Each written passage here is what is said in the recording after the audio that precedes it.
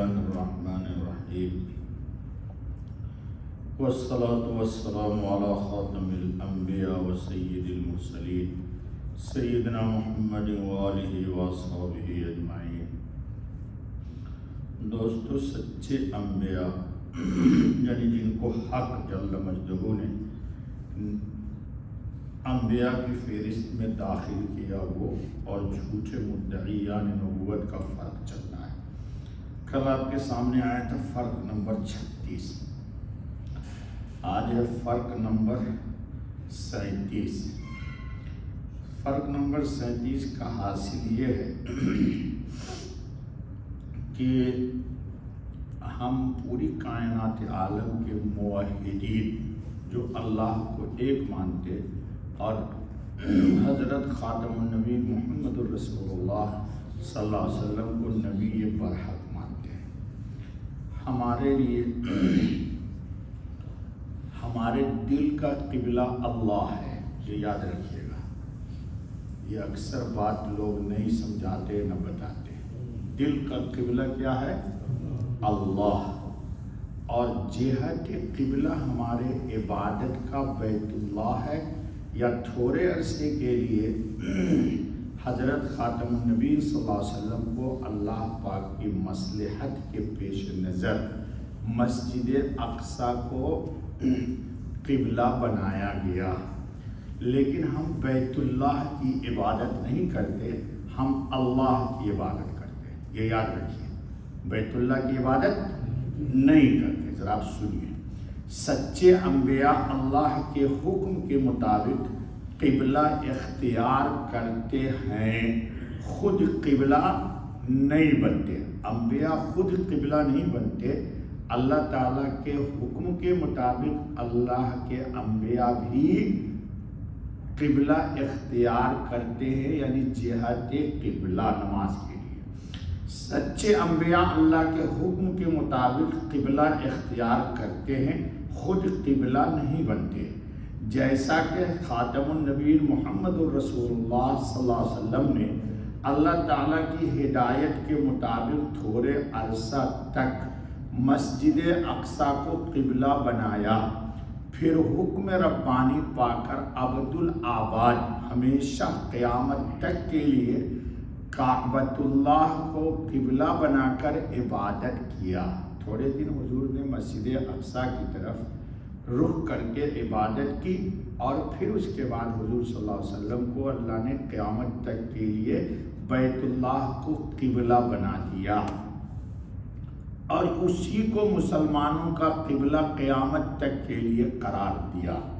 अब सुनिए, जबकि मिर्ज़ा ग़ुलाम अहमद क़ादियानी माल व दौलत रहते हुए न मस्जिद अक़सा गया, न मक्का गया, न काबतुल्लाह को देखा, खुद खुदा बना यकीन के साथ। पीछे गुजर चुका है कि उसने बताया कि मैंने देखा कि मैं खुद खुदा हूँ, ला हौला वला कुव्वता, और यकीन भी किया कि मैं ही खुदा हूँ, ला हौला वला कुव्वता इल्ला बिल्लाह, लानतुल्लाहि अलल काज़िबीन।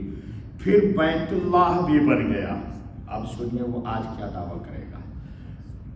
मिर्ज़ा कितना बड़ा झूठा था और है। लिखता है, खुदा ने मुझे बैतुल्लाह से तशबीह दी। कहना ये चाहता है कि पूरी कायनात आलम को अल्लाह ने क़िबला बनाया और मैं ही बैतुल्लाह हूँ, लिहाजा लोग सब मेरी तरफ मुझे इबादत करते हैं, मेरी ही इबादत करते हैं। इन्ना लिल्लाह। ये कहाँ लिखी? तज़किरा में सफ़ा 405। अरे बेवकूफ़, अल्लाह ताला की इबादत की जाती है। इबादत किसकी की जाती? अल्लाह की। और बैतुल्लाह जिहत क़िबला और इबादत का रुख है। बैतुल्लाह क्या है? जिहत क़िबला। हमने अभी रुख किधर इख्तियार किया? काबा की तरफ। लेकिन हमारे दिल का काबा कौन है? ये याद रखिएगा। अभी कुरान आ रहा है, फलियअबुदू रब्ब हाज़ल बैत। ये कुरान ने कह दिया कि तुम्हारा क़िबला कौन है? असल दिल का क़िबला अल्लाह है और चेहरे की जिहत बैतुल्लाह है।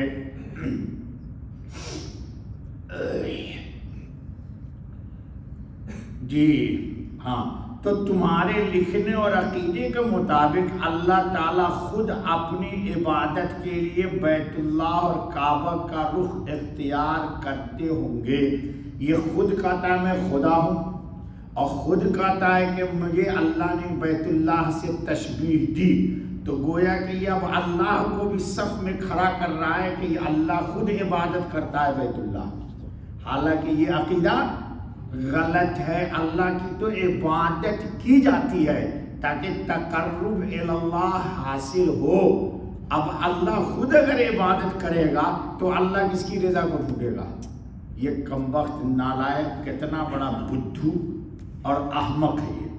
اہل اسلام کو قرآن عقیدہ دیتا ہے فَلْيَعْبُدُوا رَبَّ هَذَا الْبَيْتِ، تو ان کو چاہیے کہ اس خانہ کعبہ کے مالک کی عبادت کریں۔ اللہ نے کیا کہا کہ بیت کی عبادت نہیں کرنی ہے، کس کی کرنی ہے؟ بیت کے گھر کی۔ رب هَذَا الْبَيْتِ، اس بیت کا جو گھر ہے اس کی عبادت کرنی ہے۔ یہ بھی ذہن رسین رہے کہ مالک و معبود کی عبادت اس لیے کی جاتی ہے کہ ہم ہر نعمت کے دوام اور بقا اور عافیت و راحت اور پھر مرنے کے بعد مغفرت و جنت کے محتاج ہیں۔ ہم عبادت اللہ کی کیوں کرتے ہیں؟ کہ ہم نعمت کی بقا کے لیے، یعنی نعمت ہم پر باقی رہے، راحت کے لیے، عافیت کے لیے، چین کے لیے دنیا میں، اور مرنے کے بعد مغفرت اور جنت کے محتاج ہیں۔ کس سے؟ اللہ سے، کہ اللہ اپنے فضل سے ہم کو عطا کر دے۔ مرزا غلام احمد قادیانی کے لکھنے کے مطابق اللہ تعالیٰ محتاج ٹھہرا۔ وہ کہتا ہے کہ خود جب اللہ عبادت کرے گا تو اللہ تو محتاج ہو گیا۔ ہائے رے احمق!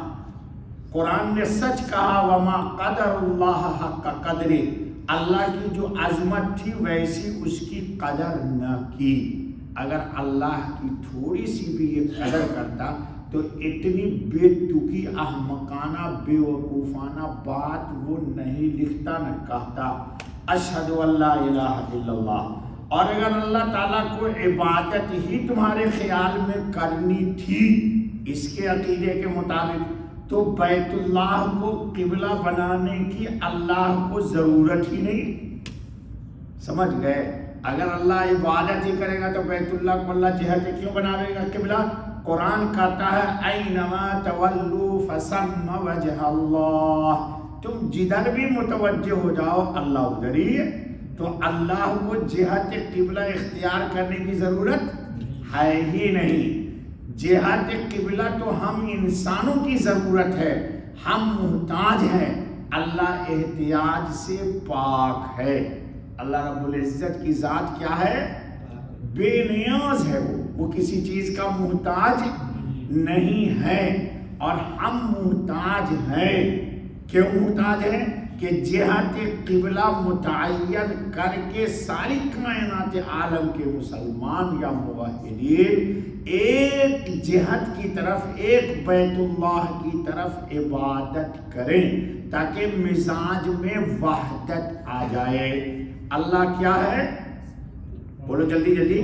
ایک، اللہ ایک ہے، اور قرآن بھی ایک ہے، اور محمد بھی خاتم النبی صلی اللہ علیہ وسلم اپنی صفت خاتمیت میں وحدت رکھتے ہیں۔ آپ کا نبوت میں تو سب انبیاء آپ کی نبوت میں شریک ہیں، لیکن صفت خاتمیت میں کوئی نبی آپ کا شریک نہ ہے، نہ بن سکتا ہے، نہ امکان ہے۔